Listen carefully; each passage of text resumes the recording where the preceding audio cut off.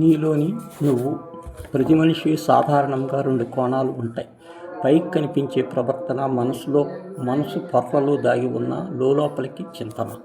లోపలికి మనిషి ఎప్పుడు మంచి చెడులను విచారిస్తూ హెచ్చరిక చేస్తూ ఉంటాడు. దాన్ని గుర్తించకుండా బహిరంగంగా ప్రవర్తన సాగుతుంది. ఏ పని చేస్తున్నా దాని మీద ధ్యాస ఉంచి శ్రద్ధగా నైపుణ్యంతో చేస్తేనే ఫలితము ఉన్నతంగా వస్తుంది.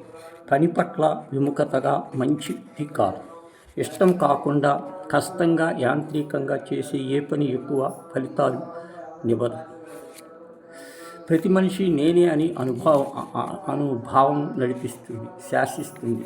4 అంతఃకరణలు మనస్సు, బుద్ధి, చింతన, అహంకారము కలిసి నేనుగా ఏర్పడతాయి. అహంభావం అసూయగా మారితే మనిషి పతనానికి కారణమవుతుంది. నేను అనుభావము పదునైన కత్తి వంటిది. కత్తిని అవసరమైన పనులకు వాడాలి, అనవసరమైన పనులకు ఉపయోగించకూడదు. ఇతరులకు హాని కలగకుండా వాడాలి. అదొక పనిముట్టు. దాంతో చేసిన పనులు పరిమితం మాత్రమే మనకు వస్తుంది. వ్యక్తి తన క్రూరమైన సహజ స్వభావాన్ని అణిచిపెట్టి ప్రత్యక్షమై ఎటువంటి వరాలు అడుగుతాడు. నేనే అహంకారం ఒక్కసారిగా మనిషి లొంగు తీసుకుంటుంది.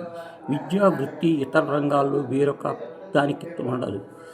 సాటి రాకూడదు. ఈర్ష్య, అసూయ ప్రేరేపిస్తుంది. కర్ణుడు విలువిద్యలో గొప్ప ప్రజ్ఞాశాలి. అర్జునుడు తనకన్నా ప్రావీణ్యము సంపాదిస్తూ ఉన్నాడని తెలుసుకున్నాడు. అంతకన్నా ఎక్కువ అస్త్రాలు సాధించాలని పరశురాముడికి ఆశ్రయించాడు. అబద్ధం చెప్పి శిష్యుడిగా చేరాడు.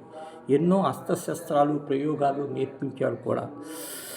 ఒక రోజున గురు శిష్యులు ఒడిలో తలపెట్టి పడుకున్నాడు.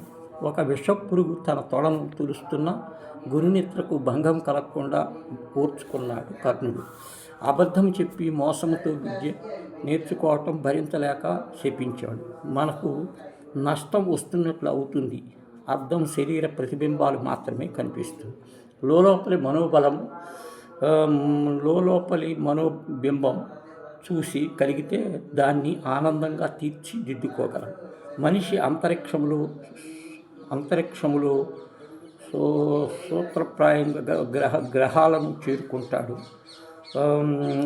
తనలో ఉన్న లోపలి మనిషిలో చేరుకోలేకపోతున్నాడు.